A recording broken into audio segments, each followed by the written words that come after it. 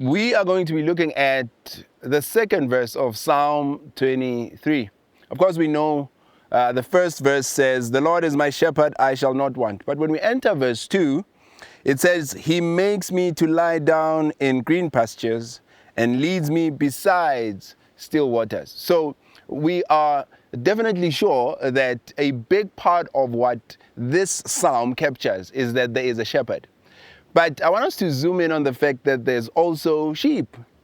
And sheep have behavioral patterns that are soliciting having a shepherd.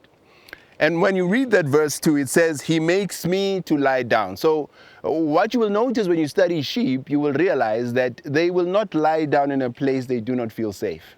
So it would mean that the shepherd would need to create an environment that they are able to lie down in.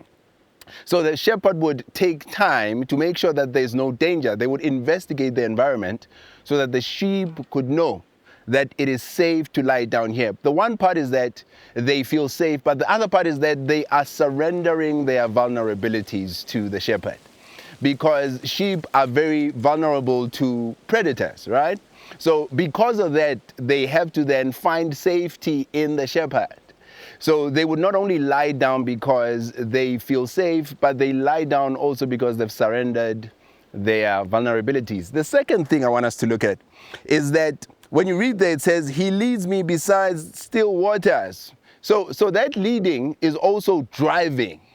In other words, the sheep are very habitual animals, which means if you just kept them in one place, they would keep going to that one place, which would then ultimately make them vulnerable to predators. So a shepherd would need to constantly keep them on the move to better pastures, to green pastures, so that they would stay safe. And the last thing is that sheep are very Let's look at it. It says, "He leads me beside the still waters." So sheep are troubled by troubled waters.